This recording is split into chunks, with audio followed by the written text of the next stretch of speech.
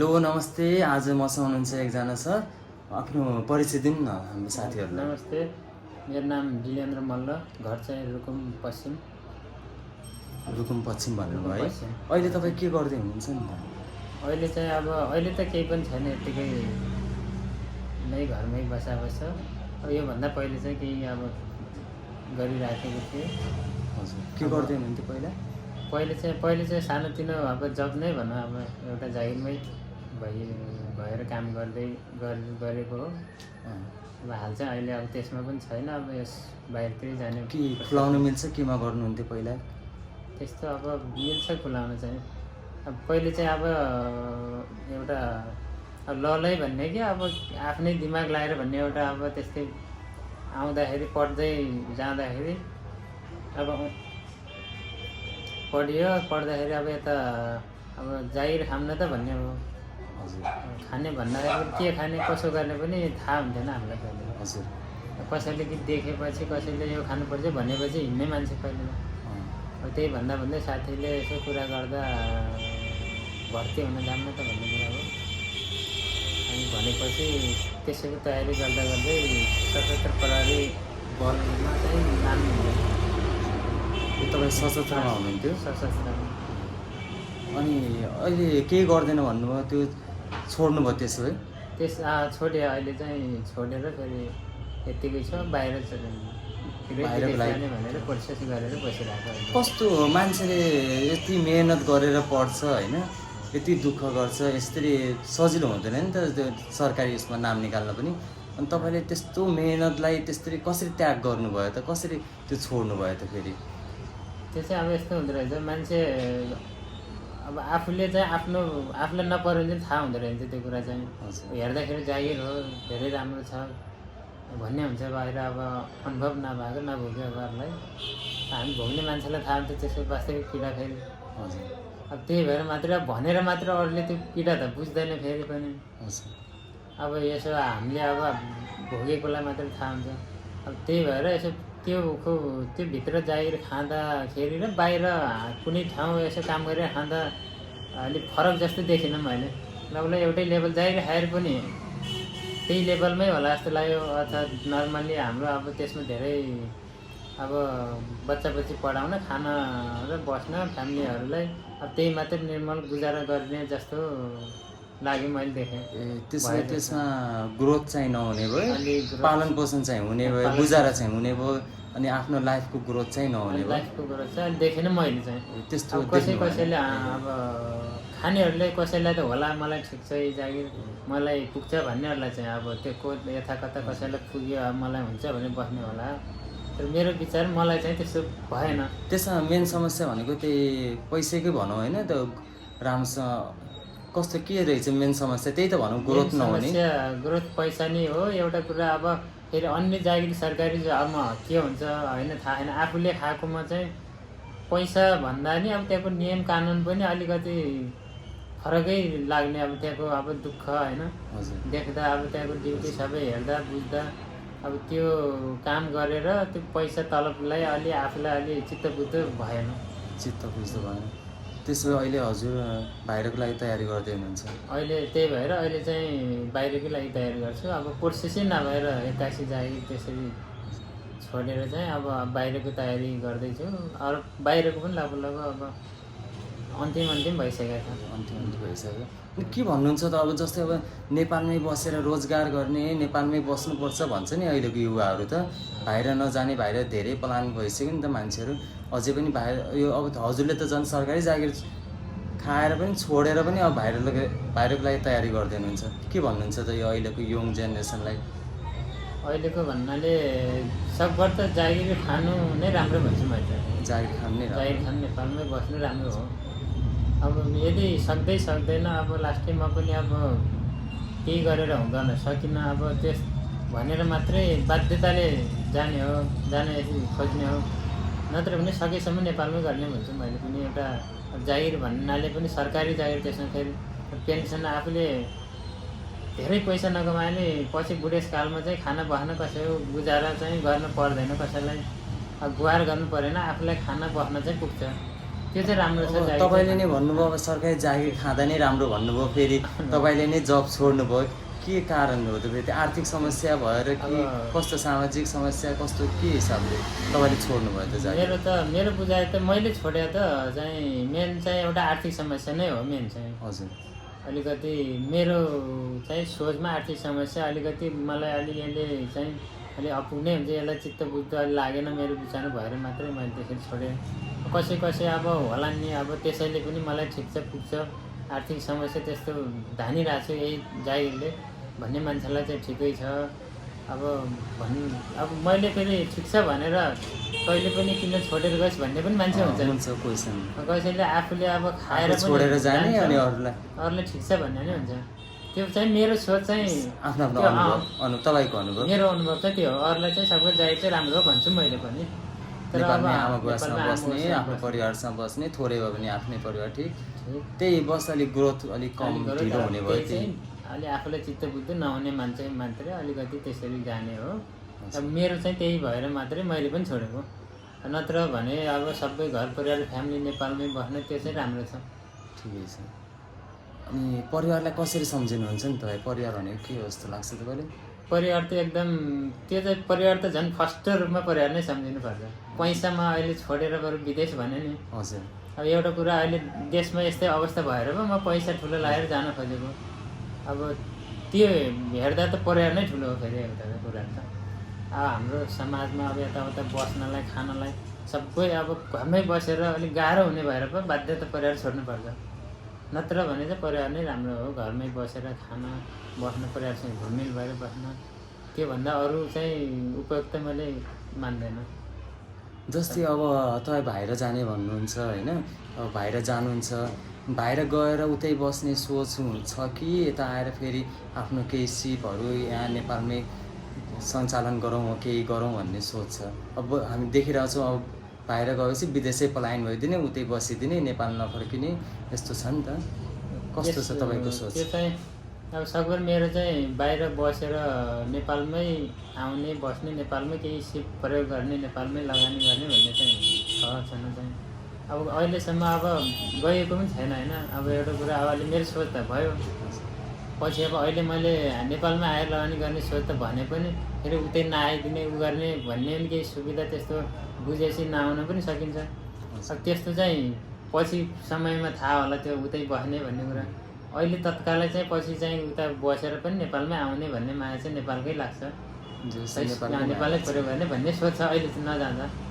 अब गइसकेपछि के हुन्छ अब हेरौँ, समयले अब कस्तो के देखाउँछ, कसो गर्ने, समयअनुसार चल्न पनि पऱ्यो। फेरि अब मैले यो गर्छु मात्रै भनेर पनि भएन, म नेपालमा आएर गर्ने भनेर पनि भएन। केही समय उतै बस्ने पनि आइदिन सक्छ कि अब त्यो पछिको कुरा। अब कसलाई के थाहा।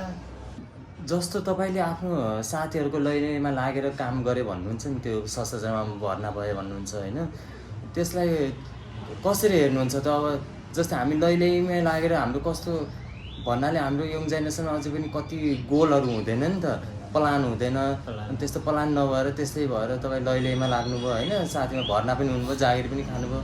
के भन्नुहुन्छ तपाईँ यो चाहिँ यङ जेनेरेसनलाई कि आफूले मन परेको काम कसरी गर्ने, कसरी प्लान गर्ने, कसरी सम्झाउन चाहनुहुन्छ त? अब यो चाहिँ अब ललै जस्तै भन्नाले त्यति बेला चाहिँ अब कसैले यो पढेर यो जागिर खानुपर्छ भनेर पनि अलिकति गाइड पनि नहुने।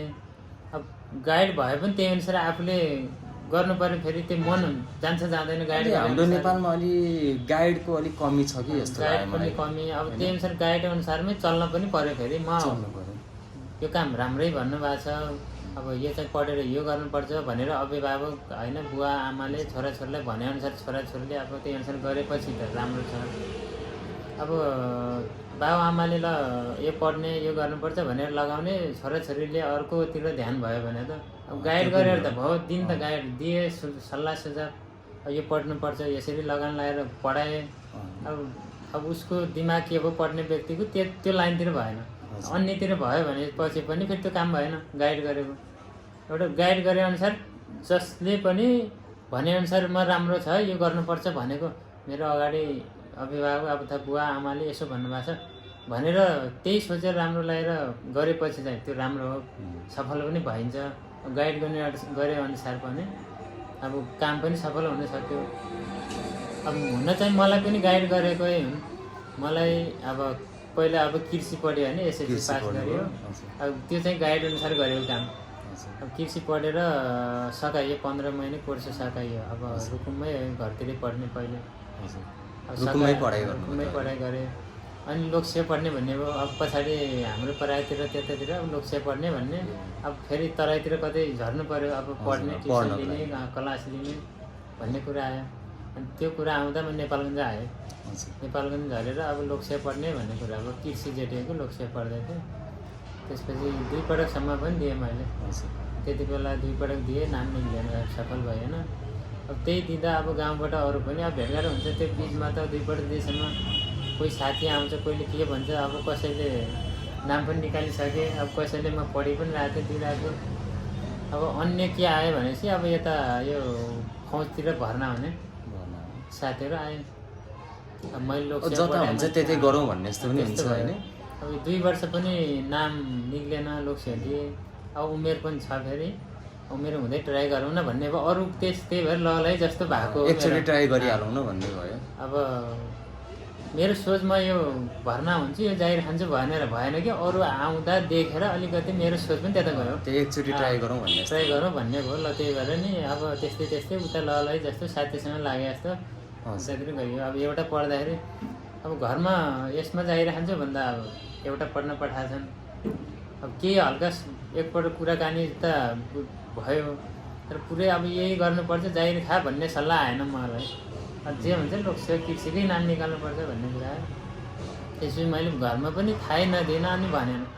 आफ्नो दिमागले त्यतै ध्यान लिएपछि फेरि अरूले भनेर हुँदो रहेछ, गाइड गरेर नहुँदो रहेछ। फेरि अब मैले गाइड गरे अनुसार फेरि गरेन, फेरि मेरो दिमागले गर्न मनमा लागेन मेरो। फेरि अर्को त्यही देखेर अब त्यतातिर फर्म भरिसकेँ मैले।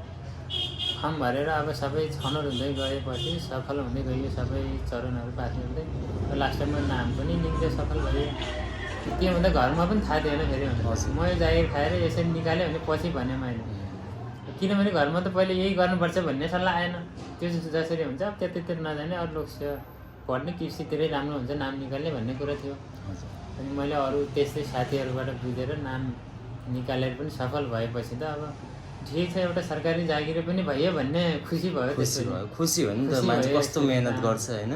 मेहनत गऱ्यो, अब ठिकै भयो। जे भने एउटा सरकारी जागिर खाने धोको त्यो चाहिँ अब पुरा भयो भनेर चाहिँ यो सफल भएर काम सुरु भयो। त्यसमा त्यति राम्रो सफलता लिएर पनि तपाईँ सन्तुष्ट नभएर छोड्नुभयो हैन। अब त्यसै के कुरामा सुधार गरिदिए होला, सरकारले के कुरामा सुधार गरिदिएपछि म पनि यहीँ बस्थेँ होला नि भन्ने जस्तो हुन्छ नि आफूलाई। केसमा सुधार गरिदियो होला जस्तो लाग्छ त? त्यसमा पनि अब त्यति बेला खुसी भयो, जागिर पनि खाँदै गऱ्यो। लगभग 5 वर्ष, लगभग 6 वर्ष पुग्यो। 6 वर्ष पुगेको अनुभव लिएको छु मैले। अहिले चाहिँ 6 वर्ष खाएर चाहिँ छोडेको। त्यति बेला राम्रै थियो हुन चाहिँ। अब बिहे पनि गरिरहेको थिएन सुरुमा, जागिर खाँदा अब राम्रै पैसा नि बचतै भइराख्ने देखिन्थ्यो। अब केही समयपछि आफ्नो फ्यामिली बिहे गर्ने भन्ने प्लान पनि हुँदै गयो। अब बस्दाखेरि 2-3 वर्ष जागिर खायो, अनि बिहे पनि गऱ्यो। अब बच्चा पनि 2वटा भइसके। अब 6 वर्ष जब हुँदासम्म 2वटा बच्चा भए। अब त्यसपछि आर्थिक भार त्यति बेला आफूलाई एक्लै हुँदा त अलिक पुगेकै जस्तो लाग्थ्यो। फेरि अब एक्लै हुँदा ठिकै छ, जागिर पनि सबै खाना लाउन अलिक पुगेकै जस्तो भइरहेको थियो। अब बिस्तारै परिवार थपिँदै जाँदा 4 जना परिवारसम्म पुग्दा त अलिकति त्यसले म्यानेज गर्न गाह्रो भयो जस्तो भयो। अलिक गाह्रो नै भयो, पहिले जस्तो अलिक हुने भएन। त्यही गाह्रो चाहिँ मैले अब 20 वर्ष जागिर पेन्सन पकाउँदासम्म पनि हुन्छ भन्ने लाग्यो मलाई। अब त्यही गाह्रो त्यस्तै हुँदै जान्छ भने अब केही अवसर खोज्नु पऱ्यो मैले। फेरि त्यस्तै सोच आयो, अब कतै के गरेर हुन्छ त, अब अथवा योभन्दा माथि लेभलमा केही गरेर हुन्छ कि, अथवा कतै बाहिरै कतै गएर नि हुन्छ कि। आजभोलिको यो जमाना होइन, नेट इन्टरनेट हेरिन्छ। अब कता गयो के हुन्छ आफैले पनि बुझ्न सकिन्छ। त्यही अनुसार बुझ्दै जाँदा अब मैले गलत बुझेँ कि सही बुझेँ मलाई अब थाहा भएन। मैले चाहिँ त्यो बुझेँ। अब बाहिरै जान्छु, हेर्दा बुझ्दा त्यस्तै लाग्यो। त्यतैतिर अलिक ठिकै होला, परिवारमा नि अब हेर्दा पैसाको सन्तुष्टि पनि मिल्ने, घर परिवार बच्चा बच्ची अब पढाइ लेखाइ सबै पुर्याउन सकिने जस्तो लाग्यो मलाई।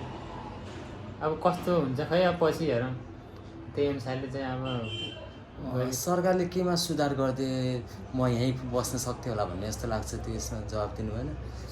सरकारले चाहिँ अब त्यसमा यस्तो अब के गरिदिनु पर्यो त अब सेवा सरकारले? सुविधा चाहिँ तलब भनेर मात्रै दिइराखेको हुन्छ। अब त्यसमा बच्चा बच्ची अब लाई पढाउन लेखाउन फ्यामिलीलाई सबै कुराहरू गर्दाखेरि अलिक सकिँदैन मेरो हुनु। नर्मल्ली हाम्रो के भने त्यही शिक्षा स्वास्थ्य त्यही सम्बन्धी अब हेरिदिएपछि बच्चा बच्चीहरूलाई पनि मात्रै अब केही सहज हुन्थ्यो बस्न। हामीले मेन लगानी भनेको अब त्यही त हो नि, बच्चा बच्चीलाई शिक्षा स्वास्थ्य राम्रो दिएपछि अब पाएपछि त्यही पनि राम्रो हुन्छ, तिनीहरूले केही गर्छन् पछि भन्ने हुन्छ। अब त्यही दिनलाई हामीले तलबले अलिकति सबै कुरा नभ्याउने भयो। शिक्षा स्वास्थ्यलाई अब आफूलाई बस्न खानपिन सबै अब हेर्दाखेरि अब सबैमा अलिक गाह्रो जस्तो भयो अहिले। त्यही हिसाबले चाहिँ सरकारले पनि अब स्वास्थ्य शिक्षा अब राम्रोसँग अब त्यही बच्चा बच्चीहरूलाई हेरिदिएपछि त आफ्नो तलबले पनि अलि सबै अलिक खाना बस्न म्यानेज चाहिँ हुन्थ्यो, सहज हुन्थ्यो। त्यही अनुसार गर्दै चाहिँ हुन्थ्यो जस्तो लाग्छ मलाई पनि।